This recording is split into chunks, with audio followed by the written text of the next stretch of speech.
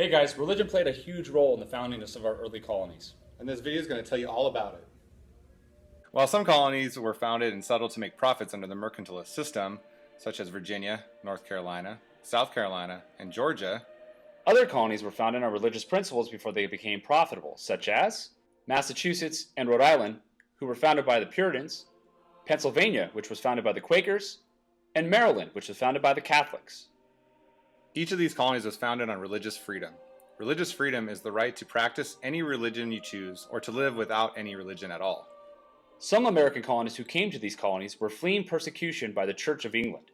The king, as head of the church, would discriminate against other religions and people who did not belong to his church, known as the Anglican Church. The first example of a colony being founded on religious freedom is the Massachusetts Bay Colony.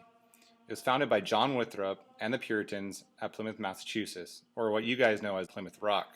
They were fleeing persecution by the Anglican Church in England because the Puritan faith is different and more strict than the Church of England. Once there, the Puritans signed a document called the Mayflower Compact. It was named after their boat, the Mayflower. It's the first example of democratic self-government in the American colonies. The document set up a democratically elected government for the Puritans of the Massachusetts Bay Colony. Next we have Pennsylvania. William Penn founded Pennsylvania as a Quaker colony. Fun fact, do you ever wonder why there's no movie theaters and only one bar in Yorba Linda? Well, that's because Yorba Linda was founded as a Quaker city. Also, Friend's Church takes its roots from the Quaker Church. Another fun fact about Pennsylvania, William Penn's father was owed a debt by the King of England, Charles II.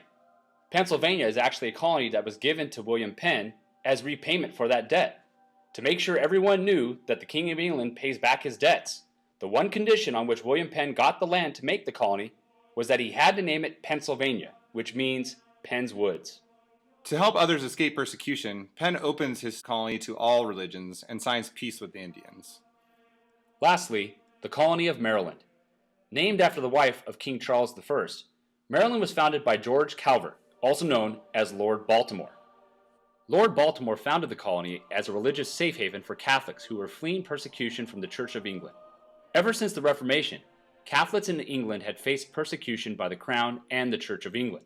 As a result, Maryland was founded as a colony based on the principle of separation of church and state, meaning people who lived in the colony of Maryland should be free to worship any religion that they saw fit and not be dictated what religion they should worship by the government.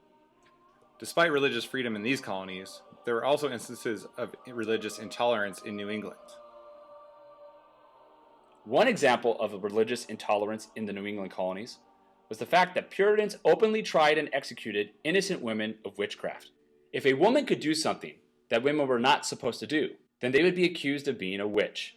They'd be put on trial, which consisted of having rocks tied to their feet, and then they'd be thrown into a body of water.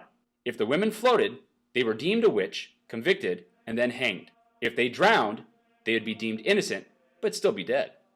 The Massachusetts Bay Colony was open to no other faiths but Puritans. And of course, there's the story of Roger Williams. Roger Williams was a Puritan of the Massachusetts Bay Colony who spoke out against the Puritan prosecution of Indians and non-Puritans alike in the colony. He believed, for example, that the Puritans should pay the Indians for their land instead of encroaching and taking it unlawfully. When the Puritans moved to arrest him, he fled south, where he founded the colony of Rhode Island. Williams founded the new colony based on the principle of total religious freedom, and he opened the colony up to any person of any denomination. Now fast forward 100 years. We have what's called the Great Awakening. The Great Awakening was a period in the 18th century that saw a revival in religion in the colonial America and caused an increase in evangelism and the number of new Christian denominations. So why does it matter? The founders, such as Thomas Jefferson, John Adams, and James Madison, were religious, and their faith influenced their choices when making the nation. They invoked God in their founding documents. They saw the freedom to worship as essential to liberty and to its citizens. However, they also saw the dangers of a national religion like the one in the Church of England. They feared the religious persecution that the early colonists endured, and so put safeguards in the Constitution to protect citizens from nationalized religion by separating both government and faith. Those principles still endure today.